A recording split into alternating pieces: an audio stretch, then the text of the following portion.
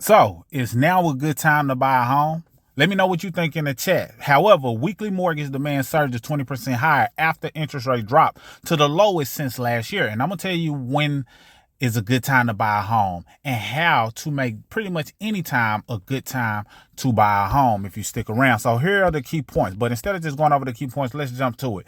A sharp drop in mortgage interest rate finally lit a fire under loan demand. Both current homeowners and potential home buyers jumped back into the market after a lackluster showing for this year so far. So total mortgage applications volume jumped 20.4% last week compared with the previous week, according to Mortgage Bankers Association seasonally adjusted index. This was not only the first increase in 3 weeks, but it is an outsized weekly move. Mortgage rates were clearly the culprit.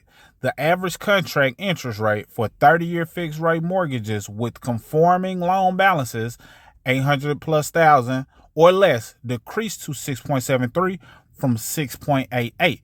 So those points caused a big jump. So with points falling to 0.60 from 0.61, including the origination fee for loans with a 20% down payment, that is the lowest level since December 2024. So any significant drop is enough for many people to think that it's time to purchase a home.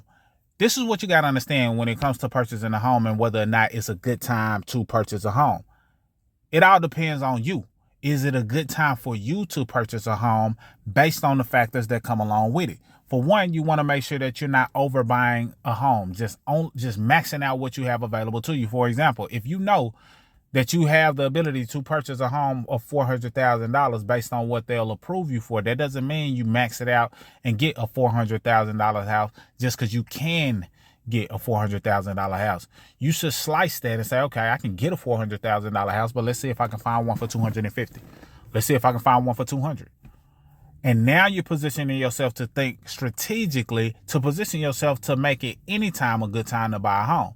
You also want to make sure that you have certain ducks in a row, like a good credit score that could position you to save money on interest rate, like having some savings or some type of nest egg that you can tap into if necessary, like having some money saved in general in the event that you need to tap into it for home repairs, etc. So these are the things that you want to make sure of and positioning yourself to have a monthly mortgage that's far less than your monthly income. A general rule is a third. So if you make $6,000 a month, then $2,000 a month for your mortgage. And I would aim for a little bit lower. This is what we did. And I'm not just speaking for hearsay just because it sounds good.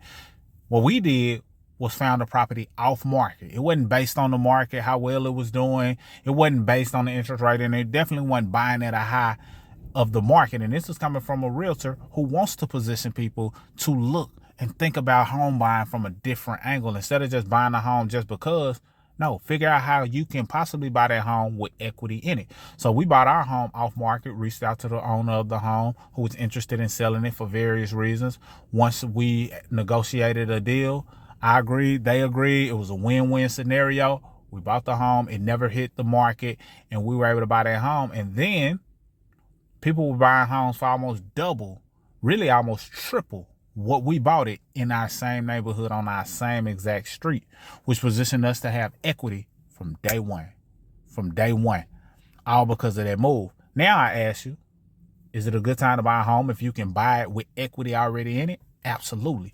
The interest rate plays a part, but it doesn't matter as much if you found a good deal at any time, no matter what. So stop being so sheepish in the sense of, oh, the interest rates are up, it's not a good time, or, oh, it's the market it's a seller's market, so everybody is selling. Or if it's a buyer's market, everybody's buying it. Now you overpaying for a home as many people did in 2020, and now they're upside down some cases just because they overpay for a home because they have the sheepish mentality. I gotta get it. It's gonna be off the market. It's gonna be always somewhere for you to reside and always somewhere for you to live.